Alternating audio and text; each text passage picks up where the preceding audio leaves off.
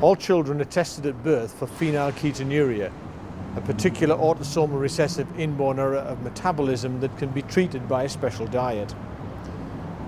It's not uncommon to be asked to counsel families affected by PKU, and occasionally it's necessary to counsel a parent who carries this condition.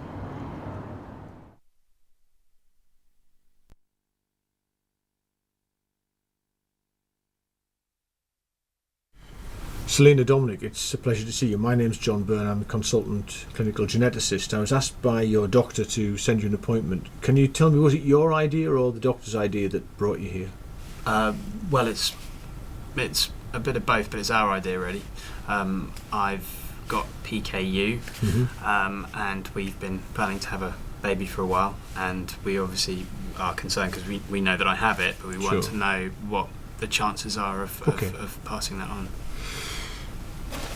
So PKU or phenylketonuria is a recessive trait. That means that you inherited the spelling mistake from both mum and dad in your phenylalanine hydroxylase gene, to be precise, and it means that you can't chemically process a particular amino acid from the proteins that you eat. So you have to have this not very nice diet that you've had all your life and you've tolerated. Because if you get given phenylalanine, you can't break it down and deal with it properly, so it accumulates in your bloodstream, and if you hadn't been picked up as a baby, you'd have been brain damaged by that and have been left very severely autistic and unable to speak.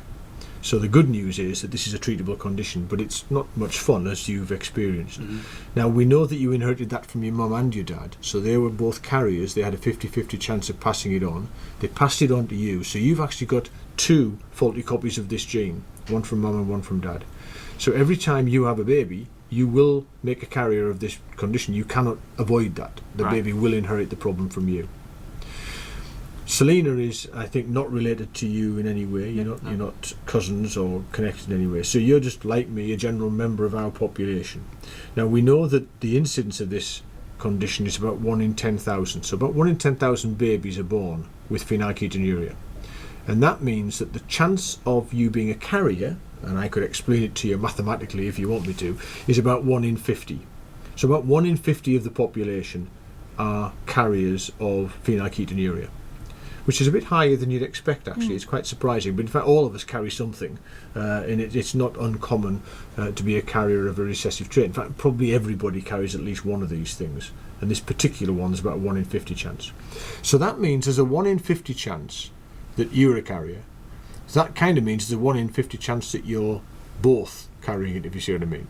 So each time you have a baby, the baby will get the gene from you, from Dominic, because he has nothing else to give. And if you were a carrier, it would be a 50-50 chance whether you passed on your working copy or your faulty copy. Okay?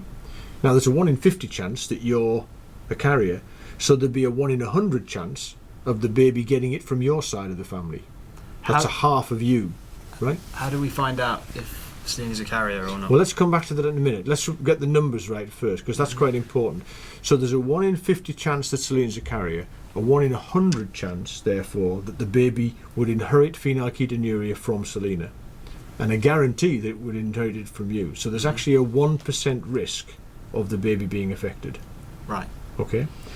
Now, the answer to your question is we don't have a test for this at the moment, although we might be able to do some work on a DNA sample from Selina. It's actually looking for a bit of looking at a needle in a haystack, and it's not an easy test to arrange. But in fact, the truth is the odds are pretty heavily on your side, because if you turn that around the other way, if there's a 1 in 100 chance that you are going to have an affected baby, that means there's a 99% probability that the baby will not have phenylketonuria. Okay? Right. So that's actually pretty good odds. Yeah. It's not a guarantee. It's slightly higher than the general population, obviously, but it's still a small risk. Okay.